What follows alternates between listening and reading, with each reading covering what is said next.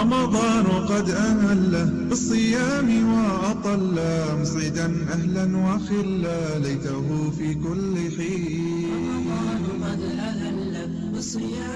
أحاديث رمضان waa barnaamij aynu ku soo qaadan doonno qaar ka mid a axaadiidta nebiga sala allahu calayhi waaalihi wasalama ee uu uga hadlay soonka ama ramadaanta.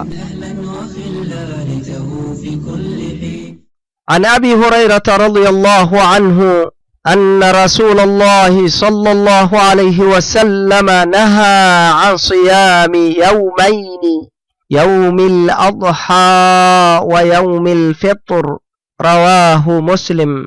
waxaa laga wariyey abu hurayrata alle raalliha ka ahaadee in uu rasuulkii alle sala allahu calayhi wasalama reebay laba maalmood soonkooda, maalinta ciidul adxaha iyo maalinta ciidulfitriga.